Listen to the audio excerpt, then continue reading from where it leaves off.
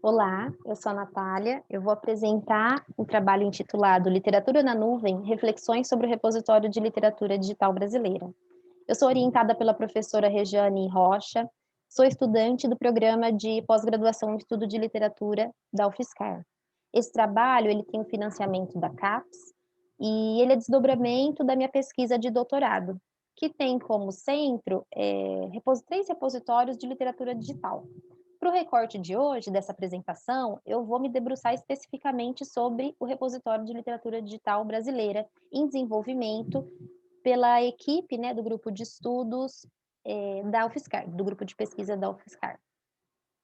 Eu trouxe aqui uma imagem inicial do Atlas, que é um site de documentação do processo de desenvolvimento desse repositório.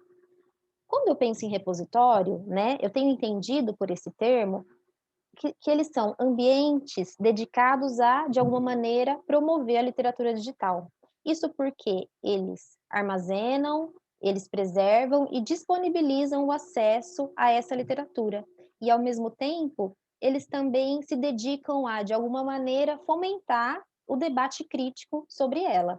Então, aqui, se a gente olhar para os menuzinhos aqui do Atlas, é possível que a gente veja, além da biblioteca, onde nós encontramos as obras e as apresentações da equipe, do projeto, o glossário, a teoria, que, que, que, que reflete sobre essa literatura, né? E esses elementos, eles estarão presentes nesse repositório, então. Aqui a gente tem uma imagem da biblioteca. Cada quadradinho desses diz respeito a uma obra que pode ser acessada pelos usuários. Quando eu penso aqui penso e falo nos repositórios, e antes mesmo da própria literatura digital, é um pouco, para mim, é difícil não pensar nas materialidades da literatura. Por materialidades da literatura, segundo o Roger Chartier, eu tenho entendido e levado em consideração os meios materiais, né, nos quais essas obras elas são criadas e a partir dos quais elas são criadas e as possibilidades que esses meios, então, dão de circulação e de mediações. Segundo esse autor, o Chartier, houve, historicamente, se a gente pensa na teoria da literatura, um apagamento dessas materialidades, uma não discussão, uma não consideração delas, em contraposição a um ideal de um texto estabilizado, que seria estabilizado, então, linguística e semanticamente, independente dos seus dispositivos e das suas variações materiais. E quando, nos momentos atuais, por exemplo, os leitores se deparam com uma leitura de uma literatura feita em tela, de maneira digital, e que, portanto, mobiliza um computador, um dispositivo digital, algum sistema informático, há recorrentemente reações de estranhamento, ou ainda, num primeiro momento, de consideração dessa materialidade, né? Leva-se, então, agora em consideração essa materialidade. Bom, tendo isso como pressuposto, eu queria falar um pouquinho sobre esse recorte que eu estou apresentando aqui hoje. Ele foi motivado por uma disciplina que eu cursei na Unesp de Araraquara sobre espacialidade na narrativa. Nessa disciplina, nós tivemos a oportunidade de estudar, num percurso histórico, as diferentes correntes teórica e críticas sobre o espaço na narrativa, que, de modo bastante geral, consideram, discutem o espaço trazido pela narrativa num sentido assim temático, da localização geográfica. E como nessa disciplina nós tínhamos como avaliação final, né, a elaboração de um ensaio crítico, de um artigo que mobilizasse o nosso corpus de pesquisa, no meu caso o repositório, os repositórios e essa ferramenta crítica e teórica discutida durante o semestre, eu comecei a pensar, eu comecei a me preocupar, digamos assim, sobre como relacionar os repositórios com essa discussão da espacialidade. Então, a proposta que eu desenvolvi foi justamente a de entender os repositórios como o espaço, uma vez que eu não tinha como um objeto, não tenho, né, como um objeto de pesquisa, uma narrativa em específico, sobre a qual eu pudesse me debruçar.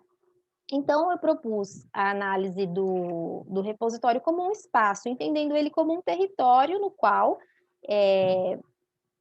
um território que abriga as diferentes obras, as diferentes discussões críticas. Tendo isso em mente, e desenvolvendo esse ensaio, em algum momento eu me deparei então com o termo da nuvem, né? A metáfora da nuvem, que a gente usa de maneira recorrente nos dias de hoje. Isso porque o repositório ele é todo abrigado virtualmente, na nuvem virtual.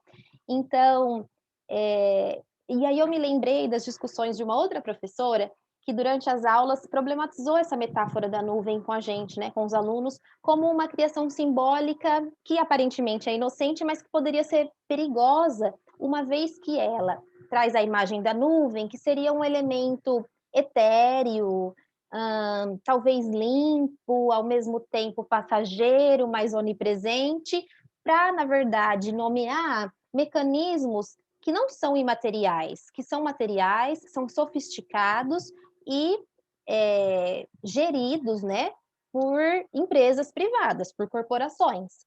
Então, eu trouxe até um trechinho de um autor que estuda a cloud computing, que vai dizer: podemos dizer que a computação em nuvem é um termo para descrever um ambiente em computação baseado em uma imensa rede de servidores. Uma definição simples pode, então, ser um conjunto de recursos como capacidades de processamento, armazenamento, conectividade, plataformas, aplicações e servidores disponibilizados na internet. O resultado é que a nuvem pode ser vista como o estágio mais evoluído do conceito de virtualização, a virtualização do próprio data center. O conceito de computação em nuvem já é comum em algumas das empresas mais famosas da internet, como o Google, Amazon e o Yahoo, que mantêm parques computacionais com centenas de milhares de máquinas. Então vejam, esses parques computacionais, eles são materiais, eles não são imateriais como o termo nuvem, né, quer transparecer de alguma forma. Eles são não só materiais, como são caríssimos, como eu disse, sofisticados e muitas das vezes demandam uma mão de obra especializada para lidar com eles. E é por isso que eu levei em consideração a discussão dessa professora sobre a metáfora da nuvem e a partir disso pensei que essa metáfora, por apagar esses mecanismos, ela, de certa maneira, ajuda no apagamento das materialidades da literatura. Por isso que eu coloquei aqui desmaterialização da literatura. Então, ela reforça essa desmaterialização da literatura e, ao fazer isso, reforça a desmaterialização, o apagamento de todas as negociações que acontecem justamente por conta dessas materialidades. Então, no caso do repositório, como eu tenho acompanhado o desenvolvimento dele desde o começo da minha pesquisa, eu pude perceber, por exemplo, que há muitas negociações, há negociações complexas sobre o estabelecimento, a autorização do acesso à nuvem. Então, uma das primeiras questões, quando se pensou no repositório, foi onde ele vai ser alojado, né? Ele vai estar na nuvem da instituição, numa nuvem privada. Se é da instituição, da universidade, a universidade atualmente utiliza os pacotes do Google. Então, ele vai utilizar a nuvem do Google. Isso significa que a propriedade disso, em alguma medida, vai ser dessa corporação. O que isso quer dizer, né? Então, eu tenho entendido esse espaço do repositório